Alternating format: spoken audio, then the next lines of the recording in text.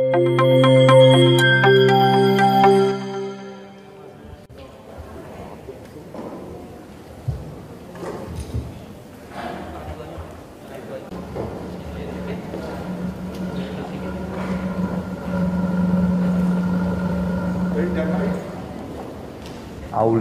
Maulidia.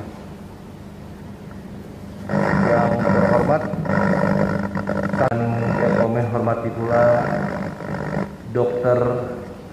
Sigit Wedanto. Rekan-rekan media yang saya hormati, Bapak Yodiasa, juga dari Bapak Menteri Kesehatan, sehingga dibentuklah tim yang terdiri dari kami semua. Dan yang kedua adalah tim multidisiplin. Multidisiplin itu artinya ada ahli bedahnya, ada ahli kemonya, ada ahli radiasinya, dan lain-lain yang terkait kan untuk pengobatan ataupun tata laksana dari Ananda Sinta. Jadi pada Ananda Sinta dengan usia 10 tahun, ini kebetulan Ananda Sinta yang terkena. Tetapi osteosarkom itu adalah keganasan atau kanker tulang yang terbanyak yang ditemukan pada kaum remaja. Kankernya biasanya memang sedemikian cepat sekali, baik tumbuh secara lokal maupun tumbuh menyebar ke tempat lain. Biasanya hitungannya itu adalah dalam hitungan minggu sampai bulan saja.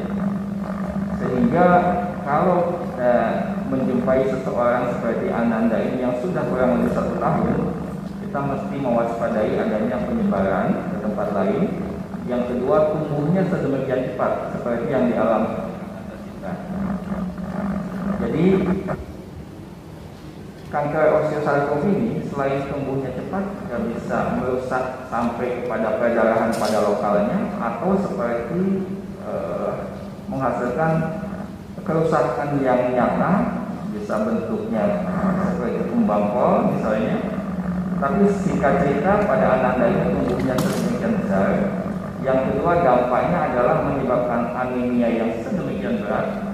Biasanya kalau yang kurang terlambat, sudah terlambat tapi tidak seterlambat Ananda, saya tuh HB itu paling 5 ya. Tapi pada Ananda itu luar biasa, HB-nya itu di bawah 2, 1, sekian.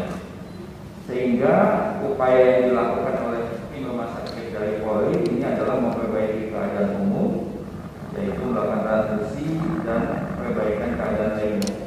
Tidak hanya HB, biasanya yang lain-lain juga variabel laboratorium juga akan turun, termasuk alumni. Gizinya memang sedemikian kurang, itu sudah lazim ditemukan pada HB. Dan yang kami juga concern selain lokalnya pada daerah pakannya itu adalah pada kita curiga adanya penyebaran pada paru-paru, walaupun kelihatan sekarang masih relatif kecil, tapi kami masih pastikan melalui pemeriksaan CT scan paru. Dari tim rumah sakit Karungit Polri sudah menyiapkan perencanaan CT scan dalam waktu secepatnya setelah keadaannya memungkinkan, untuk memastikan apakah sudah betul-betul adanya metastasis paru. Yang kedua, kalaupun ada, bisa diukur seberapa besar ukurannya.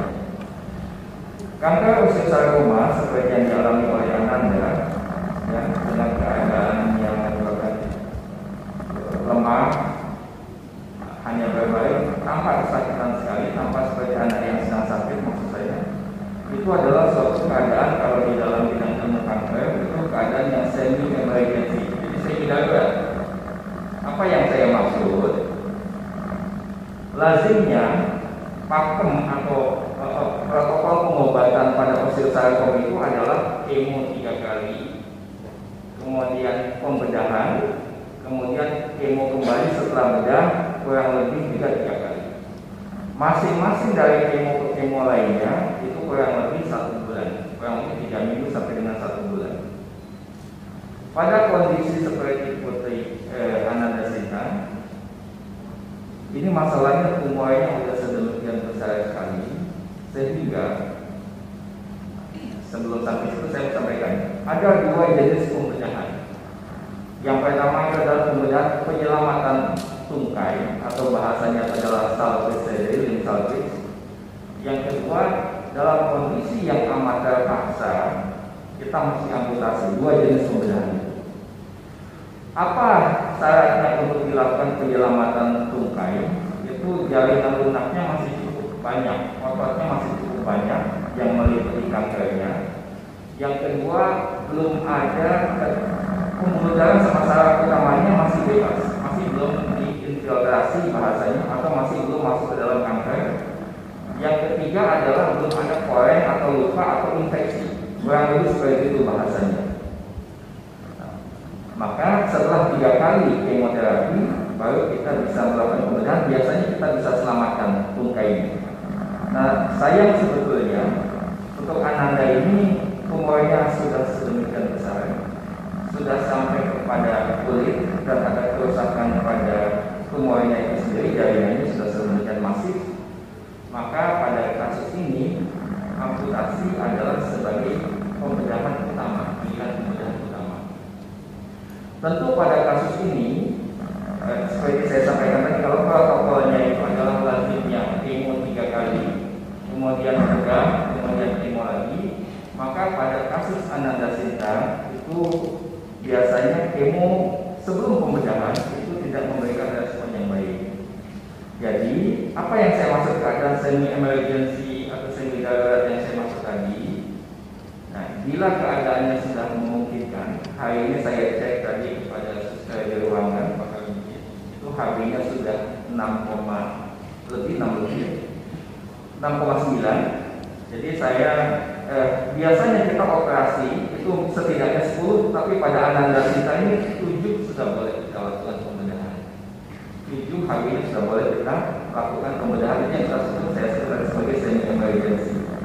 Jadi setelah keadaan yang memungkinkan, saat ini masih terapi untuk perbaikan keadaan umum, dengan HB minimal 7 setidaknya kita bisa melakukan tindakan pembedahan. Apa pembedahannya? Seperti saya sampaikan tadi, sayangnya kita mesti ambil keputusan yang cukup berat, bukan gagal pengobatan atau tata laksana, bukan, tetapi amputasi adalah salah satu upaya untuk penyelamatan jiwa saat ini untuk Ananda. Tentu PR berikutnya adalah bagaimana kemo selanjutnya, pengobatan selanjutnya.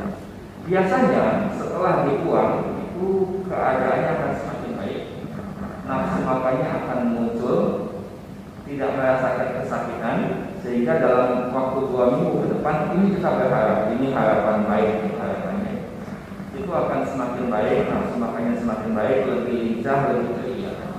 Dan kami menyampaikan berat Ananda Sinta Putra, usia 10 tahun, perempuan dengan diagnosa dokter primary pregnant bisa registra, kausanya sarkoma, didatangkan ke rumah sakit daerah Sumanto pada hari Sabtu. Pada saat itu langsung Ananda alhamdulillah setelah nyampe di rumah sakit Bayangkara masuk ke IGD Rumah Sakit Polri. Di IGD selanjutnya ditangani kondisinya dan selanjutnya dibawa ke ICU rumah sakit Sumanto untuk mendapatkan perawatan pengobatan menstabilkan kondisi Ananda. Jadi pada tanggal 19 Desember setelah masuk ke IGD selanjutnya masuk ke ICU, kita perbaiki kondisinya, alhamdulillah keadaannya membaik. Pada saat masuk memang dengan kondisi HB-nya rendah, terus berikutnya juga belum stabil. Upaya kita memperbaiki kondisi tersebut, memperbaiki, mengatasi infeksi dan yang lainnya, melaksanakan kegiatan advokasi kepada keluarga tentang kemudian kondisi Ananda dan kemudian terapi. Berikutnya setelah perbaikan pelaku pemberian transfusi darah, Ananda mengalami perbaikan pada hari Minggu tanggal 20 Desember 2021. Kondisi Ananda berikutnya disapitkan ke ruang perawatan Pik Anton Sujarwo. Selanjutnya melaksanakan kegiatan beberapa pemeriksaan penunjang untuk menegakkan diagnosanya.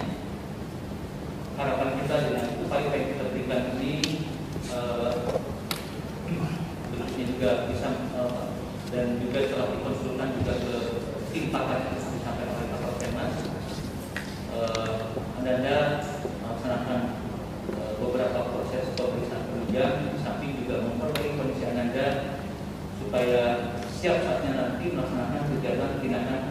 berikutnya. Baik, terima kasih Bu Dokter. Selanjutnya kami mempersilahkan.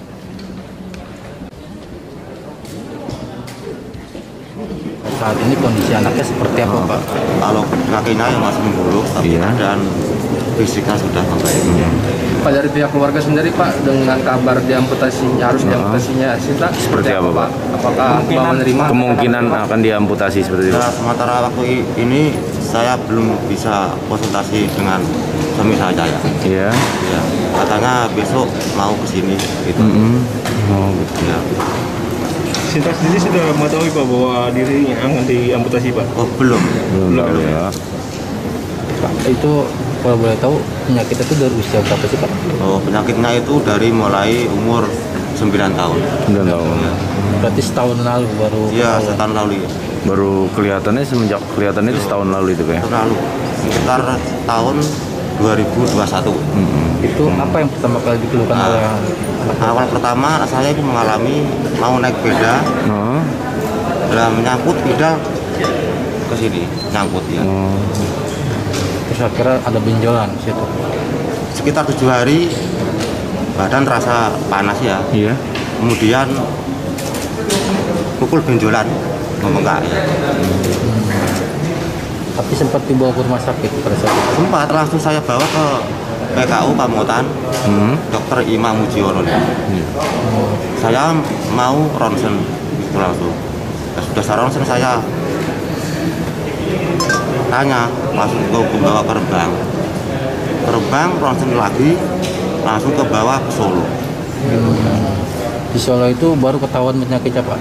Iya, baru penyakitnya. Pak mengalami kesulitan nggak Pak saat mencoba mengobati Sinta? Ya waktu itu ya kesulitan ya. Apa aja Pak? Sudah bisa jelaskan? Kesulitannya pertama itu kan penyakitnya adik Sinta ini kan harus di kemo ya. Nah di kemo itu adik Sinta nggak kuat gitu. Kalau mau balik ke Solo lagi transfusi darah dulu. Oh, gitu ya.